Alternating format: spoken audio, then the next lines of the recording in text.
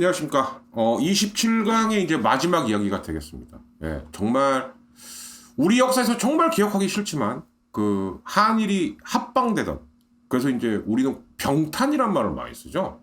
왜냐하면은, 을사늑약, 왜 늑약이라 그러냐? 이것도 불법입니다. 예. 그래도 고종이 동의하진 않았어요. 그러니까 동의를 하면 조약이고 동의를 안 하면 늑약 이렇게 되는 거죠. 그래서 아까도 말씀드렸지만 그 을사오적들이 심지어는 막 야 국세 내놔 우리가 찍을게 하기 싫으면 우리가 찍는다고 막 이지랄 하고 있었어요. 근데 순서를 좀 알아보시자면 이 야금야금 뺏어먹기 신공이 처음 발휘된 게 러일 전쟁 직전입니다. 1904년 한일 의정서예요. 근데 여기서 이미 끝난 겁니다. 뭐 의정서 핵심이 뭔지 아세요? 일제가 원하는 땅은 어디든지 조선이 내놔야 된다. 예. 토지 무한 사용이에요.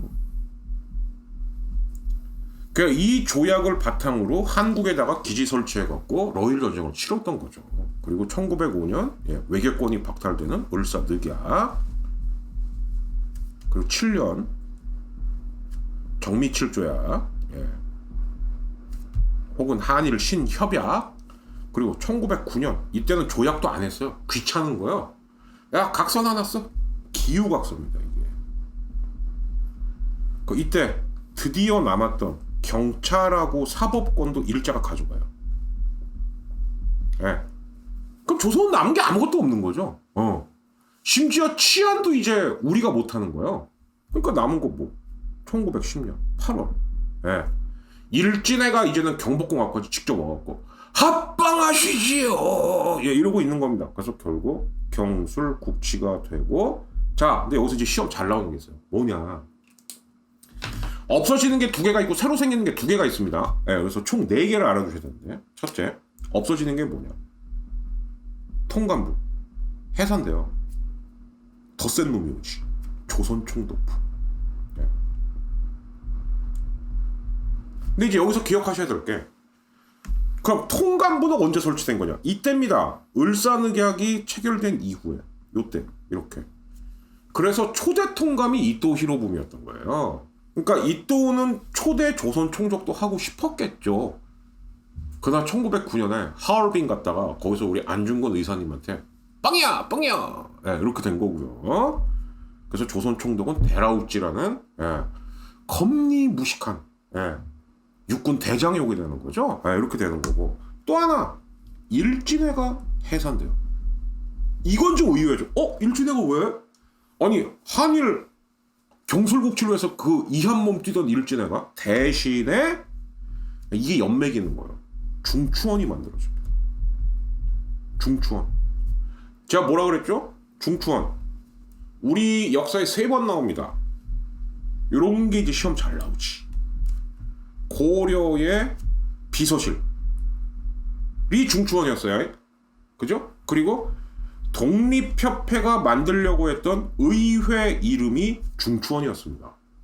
그런데 이 친일파 요놈 새끼들이 그 이름을 그대로 쓴 거예요.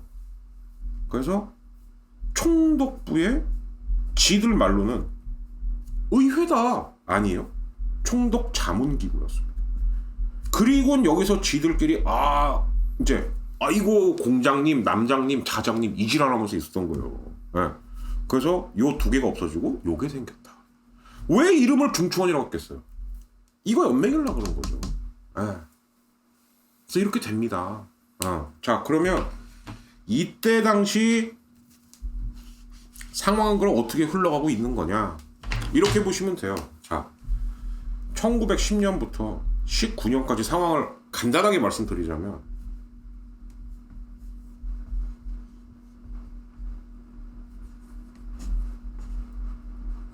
다시 얘기하지만 요렇게 된 거거든요. 그래서 여기가 연해주입니다. 여기가 그 유명한 블라디보스톡이고요.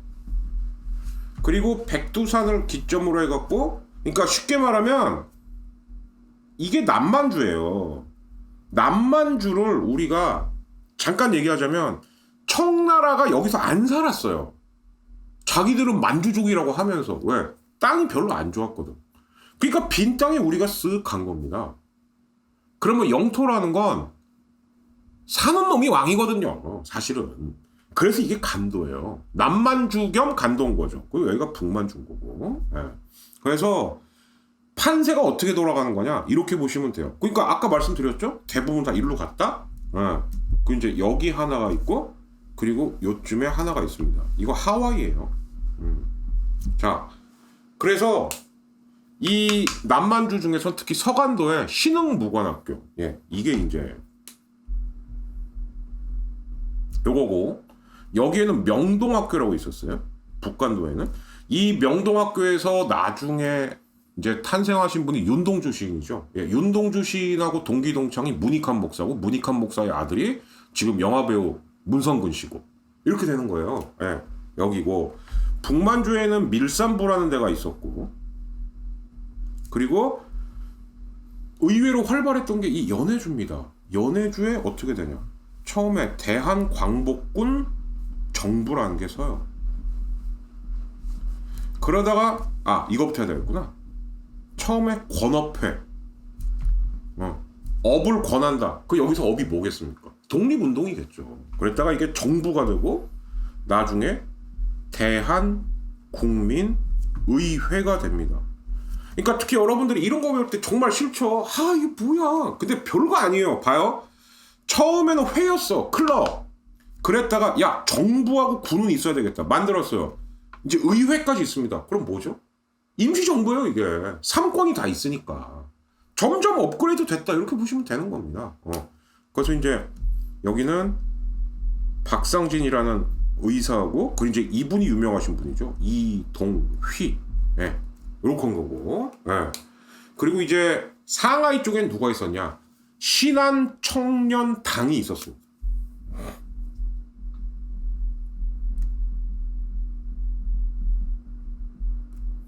여기에 이제 김규식이 있는 거죠. 그래서 이 신한청년당의 신한청년단이 나중에 1차 대전 끝나고 파리에서 야 이제 세계대전 끝났으니까 우리 나눠먹기 어떻게 할까 하고 있을 때 조선 대표를 뿌악 꺼갖고 우리 독립시켜주세요. 파리 강화에 참석했던 그 김규식입니다. 예. 그리고 이제 그 아까 제가 27-1강인가 2강에서 미스터 션샤인 언급했는데 거기 엔딩 장면이 뭐죠? 이병헌이 뜩 가는데 어떤 청년을 만나요. 그래서 혹시 나중이라도 뵙게 되면 이름이 어떻게 되시는지. 그 이제 박정민 배우가 한 걸로 저는 알고 있는데 안가 창호요. 예, 안창호. 또 나중에 일로 상하이로 넘어오죠. 자, 문제는 하와이인데 여기서 좀 이상한 일이 벌어져요. 원래 박용만이라는 분이 하와이에서 미주 왜 여기 사탕수수 노동자들이 처음에 멕시코로 갑니다. 이 무슨 얘기냐? 요건 잠깐 스토리가 좀 필요해요. 1901년서부터 우리나라가 해외 인력을 파견하기 시작합니다. 그래서 제일 많이 간 데가 어디냐면 멕시코 쪽이에요. 여기에 사탕수수 밭 노동자로 간 겁니다. 이분들을 애니깽이라고 하는 겁니다. 근데 이분들이 결국은 어디로 집결하게 되냐? 하와이로 집결하게 돼요. 그래서 하와이에서 이제 미주 독립단체를 운영을 하고 있는데 어머? 웬일이야? 이게 갑자기 그 유명한 이분에게 넘어갑니다. 예, 이승만. 예. 그리고 구미위원부라는 걸 설치해요. 예. 아무튼 신바람 이 박사님은 지금도 미국에서는 10손가락 안에 들어가죠. 프린스턴 대학을 나와서 근데 이것도 이제 나왔는지 안 나왔는지 근데 일단 나왔다고 하니까 나왔다 칩시다. 나와서 계속 영국 사람, 미국 사람, 유럽 사람 또 사교계를 휘저어요. 그러면서 자꾸 사교만 해요. 저는 말 안 할게요. 아무튼 뭐 이렇게 자주 바뀌어 뭐가. 그래서 실제로 별명이 뭐였냐? 저 하와이 마피아 아니야? 근데 우리 역사에서 결정적일 때마다 이승만이 자꾸 대통령을 하는 이유는 뭐냐? 사교만 겁나다 보니까 인맥은 많은 거야. 특히 어디에? 미국과 유럽 쪽에. 그러니까 이런 거죠. 여기서 진짜 피땀 흘려서 일하시는 분들은 몸빵은 되는데 인지도가 떨어지는 거고. 솔직히 이승만, 우리 신바람 이 박사는 하는 거는 자꾸 갈아치우는 거하고 뭔지 알아 상상하세요? 예, 검색이면 그냥 나와요. 예. 뭔가 이렇게 계속 돈만 줘 이러고 있는데 인지도는 이 사람이 높은 거예요. 그러니까 상하이 대한민국 임시정부 대통령도 이승만이죠. 우리나라 정부 수립한 다음에 초대 대통령도 이승만이죠. 그리고 나중에 이걸 언급할 일이 있을지 없을지 모르겠지만 우리나라가 해방되자마자 몽양 여운형 선생이 되고 조선인민공화국이 있습니다. 딱 한 달짜리긴 했습니다만 거기 초대 주석도 원래 이승만을 추대하려고 그랬던 거예요. 왜? 이승만이 뭔가 하자가 많고 문자가 많은 건 알지만 외국에서 말빨 통하는 사람은 그러니까 이게 엄청난 무기였던 거죠. 이승만에게는. 프린스턴의 이승만. 네. 그래서 어떤 의미에서 되게 일관돼요. 이승만은 뭐냐. 내가 미국 유럽의 유명 인사들을 만나서 독립을 부탁하겠습니다. 네. 일관돼요. 그러니까 여기서 무장투쟁하고 여기서 조직 만들고 독립군하는 분들이 봤을 때 솔직히 말하면 그냥 양아치지. 뭐하는 놈이야? 이렇게 되는 거죠. 어떻게 보면 우리나라의 독립운동의 비극의 씨앗은 여기서부터 시작되었을지도 몰라요. 왜? 가장 인지도 있는 사람은 양아치고 열심히 몸으로 때우고 있는 사람은 그 지역에서 먹어주는데 세계적으로는 알려진 바가 없고 이랬던 거죠. 그리고 여기서 이제 히트가 국내인데 그럼 국내에서는 이때 국내에서 뭘 하겠어요. 아까 말씀드렸죠. 이 데라우치 이 깨는 놈입니다. 야 헌병만 와. 저 경찰은 필요 없어. 뭐 저런 개돼지 같은 조선놈들한테 경찰이 필요해. 야 헌병 대신 칼하고 채찍하고 총 줄 테니까 길 가다 기분 나쁜 놈 있으면 벽에다 세워놓고 후드라 패. 이게 조선 태형령이에요. 그러니까 3.1운동 전까지 헌병밖에 없었어요. 일본 헌병. 그리고 어떻게 했냐. 야 일본 선생들 좀 보내. 칼 차고 수업하게. 애 말 안 들으면 칼 뽑는 거예요. 그래서 무단 통치입니다. 무단. 정말 무식하게 통치한 거죠. 그러니까 국내에서 뭐 할 수가 없었죠. 그래서 일단 야 임시정부는 세워놓자.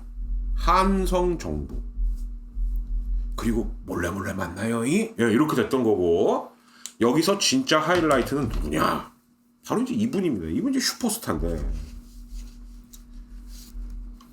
측근이에요. 누구? 고종의 측근. 임병찬이라는 분이 있었습니다. 저는 솔직히 굉장히 낮게 평가합니다. 왜? 고종이 밀명을 내려요. 슬슬 독립운동을 준비하라. 그래 여기까지 좋아. 그러면 어떻게 다시 제국을 일으켜야지. 제국을 복원하라. 아니 누가 버렸는데? 누가 버렸는데요? 복벽주의라고도 합니다.